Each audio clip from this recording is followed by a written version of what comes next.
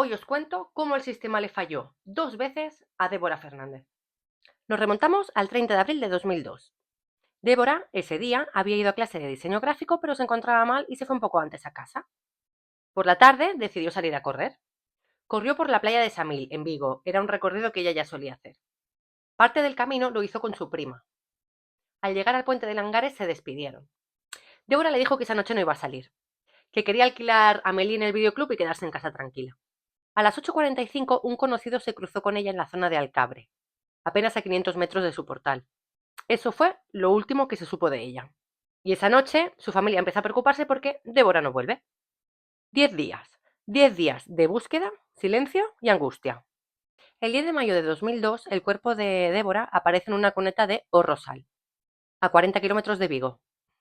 Está desnudo y cubierto con hojas. Y junto al cuerpo algo que iba a marcar la investigación en ese mismo instante.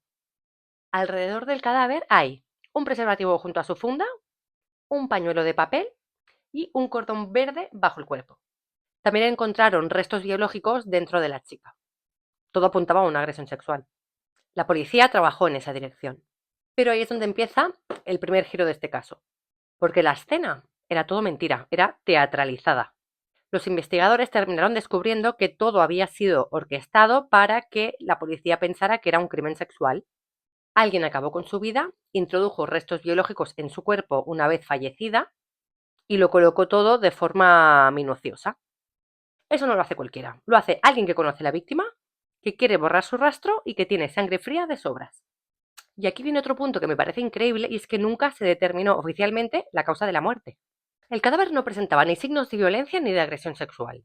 Los forenses barajaban dos opciones, o muerte súbita o muerte por sofocación blanda. La primera era un sinsentido. Y la segunda tenía mucho más peso ya que no deja ningún tipo de marca, ya sea con una almohada, con una sábana, sin marcas, sin evidencias claras y con un cuerpo que una vez encontrado llevaba días sin vida. La familia encargó un informe a un conocido criminólogo y forense que concluyó que Débora no falleció de causas naturales, sino por asfixia por un objeto blando. Y aún así, la justicia nunca llegó a determinar oficialmente cuál fue la causa de la muerte. 20 años después, en el auto del archivo, la jueza reconoce que no hay pruebas ni para eso. Ahora viene lo que más se me ha quedado grabado de este caso y lo que más escalofríos me genera. Cuando los forenses examinan el cuerpo, detectan algo muy perturbador. Hay indicios de que el cuerpo ha sido conservado en frío antes de ser depositado en esa cuneta. Alguien tuvo el cuerpo de Débora guardado durante días mientras su familia la buscaba desesperada por Vigo. Mientras los telediarios pedían información, alguien sabía perfectamente dónde estaba. ¿Y quién era el único sospechoso en ese primer momento? Su exnovio Pablo, que era empresario del sector de los alimentos congelados y del pescado. Un hombre cuyo negocio gira en torno de los congelados, con acceso habitual a arcones de gran capacidad. Cuando por fin se reabre el caso en 2019 y se investiga esto en serio, aparece un arcón congelador que pertenecía al exnovio. Lo inspeccionan, recogen pelos, recogen fibras, pero los pelos no dan coincidencia con Débora y las fibras no se pueden cotejar con las recogidas en la escena del crimen. ¿Por qué? Porque las originales habían sido destruidas. Y aún hay más. Durante la exhumación se encuentran unas marcas en forma de gancho en las piernas de Débora. Eso apunta a que el cuerpo había estado apoyado sobre algún objeto mientras se estaba conservando en frío. Marcas de gancho en el cuerpo de una mujer de 22 años guardado como si fuera mercancía.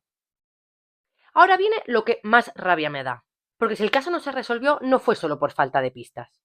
Fue por una investigación que falló a Débora de principio a fin. La investigación policial fue calificada de nefasta por la familia. Se ignoraron indicios, no se investigaron las contradicciones del exnovio, no se realizaron comprobaciones básicas que décadas después se demostró que eran cruciales. ¿Cómo de básicas? Pues por ejemplo, el coche del exnovio. El coche del único sospechoso en ese momento no fue analizado en condiciones hasta 20 años después. Para cuando lo miraron, evidentemente ya no había nada que encontrar.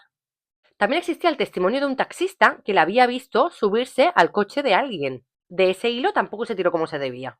Bueno, y luego está el ordenador de Débora.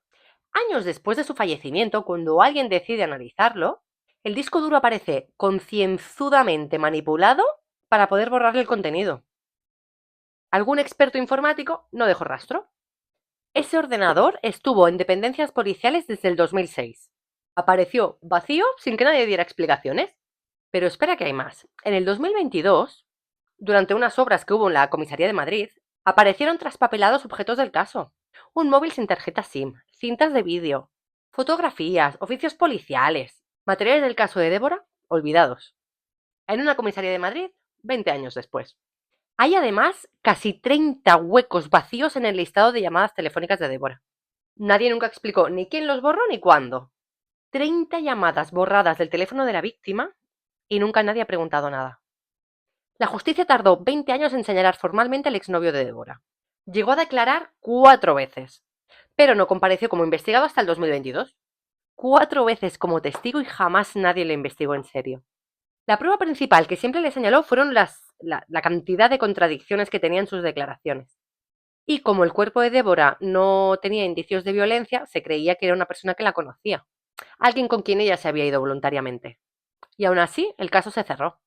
Cuando se reabre la investigación en el 2021, se analizaron las fibras halladas bajo las uñas de Débora y coincidían con la tela de una manta que pertenecía al exnovio.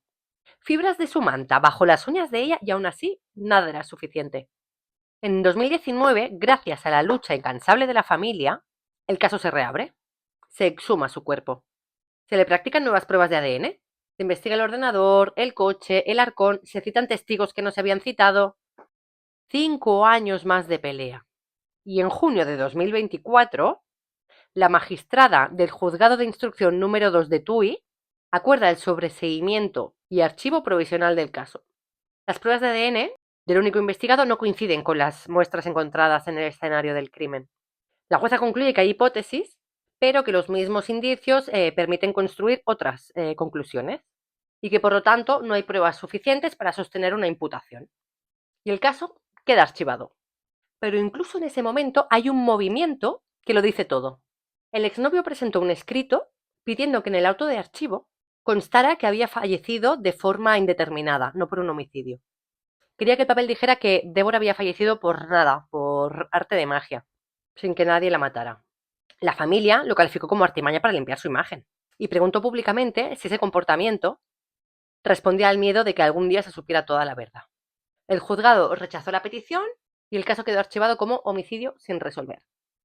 Débora Fernández tenía 22 años, quería ser diseñadora gráfica y esa noche solo quería ver a Meli en su casa, pero nunca llegó. Alguien la mató, guardó su cuerpo en frío durante días, montó una escena falsa para despistar, borró pruebas, manipuló un ordenador y lleva pues más de 20 años viviendo su vida. Y la investigación que debía encontrarle perdió pruebas, dejó pudrir indicios y tardó 2 décadas en mirar el coche del único sospechoso. La familia de Débora lleva más de 20 años peleando. Aprendieron de leyes, de autopsias, de genética forense. Todo para que la justicia hiciera su trabajo. Y al final, ya agotados, tuvieron que parar. La hermana de Débora lo dejó dicho, que para ella no era el final, que ella quería saber quién había matado a su hermana. Yo también quisiera saberlo. Este es el tipo de caso que me recuerda el por qué he querido empezar a hacer esto. Porque si nadie lo cuenta, nadie lo recuerda. Y ella merece ser recordada.